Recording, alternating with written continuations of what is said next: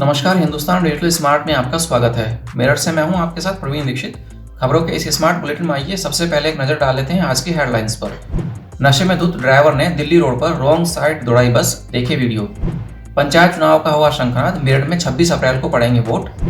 कृषि कानूनों के विरोध में किसानों का हाईवे जाम प्रदर्शन। शहर में फिर बढ़ने लगा कोरोना का कहर, सावधान रहें। होली पर होगी मौसम की मस्ती, रहेगी गर्मी। अब खबरें विस्तार से। दिल्ली रोड पर ईदगाह के पास गुरुवार देर रात नशे में धुत नोएडा डिपो की रोडवेज बस को चालक द्वारा अचानक रॉन्ग साइड में दौड़ाने की घटना सीसीटीवी कैमरे में कैद हो गई। गलत दिशा में दौड़ती बस की चपेट में कई वाहन आ गए। हादसे में अनेक लोग घायल हो गए। हादसे के बाद आक्रोशित भीड़ ने बस में तोड़फोड़ कर दी। तेज रफ्तार में दौड़ती बस ने 2 बाइक, स्कूटी, कई कार, टेम्पो और ई रिक्शा को रौंद डाला। मौके पर भगदड़ की स्थिति हो गई। कुछ लोग सड़क किनारे थे जो खुद को बचाने के प्रयास में नाले में जा गिरे। कई वाहनों को टक्कर मारने के बाद बस रुकी। पुलिस और स्थानीय लोगों ने घायलों को केएमसी और न्यूट्रीमा हॉस्पिटल भेजा। हादसे में गंभीर रूप से घायल सरस्वती लोक निवासी व्यापारी नीरज की मौत हो गई। जांच में बस चालक के नशे में होने की पुष्टि हुई है। राज्य निर्वाचन आयोग ने शुक्रवार को पंचायत चुनाव का शंखनाद कर दिया। राज्य निर्वाचन आयोग के आधार पर मेरठ में डीएम के बालाजी ने चुनाव की अधिसूचना जारी कर दी।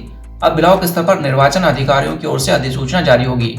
मेरठ में चुनाव की घोषणा होने के साथ ही आचार संहिता लागू कर दी गई है। इसके बाद ग्रामीण क्षेत्रों में कोई नए विकास कार्य नहीं हो सकेंगे। इसके साथ ही अब कोई भी पार्टी या संभावित प्रत्याशी बिना अनुमति चुनाव प्रचार भी नहीं कर सकेगा। मेरठ में 13 अप्रैल से नामांकन की प्रक्रिया शुरू होगी। 26 अप्रैल को मतदान होगा। मतगणना 2 मई को कराई जाएगी। कृषि कानूनों के विरोध में भाकियों ने शुक्रवार को एक बार फिर से अपनी ताकत दिखाई। भारत बंद के आह्वान और हाईवे एक्सप्रेसवे जाम करने के ऐलान के क्रम में किसानों ने जगह जगह जाम लगाया। सुबह 11 बजे से मेरठ जिले में परतापुर, दबथुआ और छोटा मवाना सहित विभिन्न स्थानों पर किसानों ने हाईवे जाम कर दिया। किसानों का कहना था कि सरकार उनकी बात को नहीं सुन रही है। यह आंदोलन सरकार के खिलाफ है और बाध्य होकर हाईवे और एक्सप्रेसवे को जाम किया जा रहा है। परतापुर तिराहे के पास भूड़वराल में किसान दिल्ली मेरठ हाईवे पर धरना देकर बैठ गए। इससे आवागमन बाधित हो गया। इसी तरह NH 58 पर दबथुआ में भी किसानों ने हाईवे जाम किया। मवाना में भी हाईवे जाम रहा। मेरठ जिले में कोरोना एक बार फिर से पैर पसारने लगा है।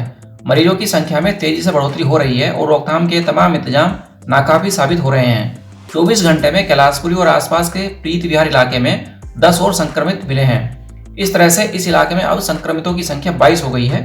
डीएम के बालाजी और सीएमओ अखिलेश मोहन का कहना है कि लगातार सैंपलिंग कराई जा रही है। लोगों से बिना मास्क के घर से बाहर नहीं निकलने की अपील भी की जा रही है। सोशल डिस्टेंसिंग को अनिवार्य किया जा रहा है। डीएम ने कहा कि कोरोना से बचना है तो लोगों को एहतियाती उपायों का पालन करना जरूरी होगा। होली पर मेरठ में मौसम पूरी तरह से साथ देगा। 48 घंटे में चल रही तेज हवाओं पर ब्रेक लग जाएगा। इससे दिन के तापमान में तेजी से उछाल आएगा। रंगों के दिन मौसम का मिजाज तीखा रहेगा। तापमान में उछाल से मेरठ में 29 मार्च को रिकॉर्ड गर्मी दर्ज की जा सकती है। आने वाले दिनों में मेरठ के मौसम में किसी बड़े बदलाव के आसार नहीं है। यानी मार्च के आखिरी दिनों में पारा गर्मी के साथ नए रिकॉर्ड की ओर बढ़ेगा। अप्रैल की शुरुआत तेज गर्मी से होने के आसार हैं। तो ये थे आज के प्रमुख समाचार। अपने शहर की प्रमुख खबरों को देखने और सुनने के लिए हिंदुस्तान स्मार्ट का यूट्यूब चैनल सब्सक्राइब करें और नोटिफिकेशन पाने के लिए घंटी के सिंबल पर भी क्लिक कर दें। आज के बुलेटिन में बस इतना ही। अगले बुलेटिन में फिर होगी मुलाकात। नमस्कार।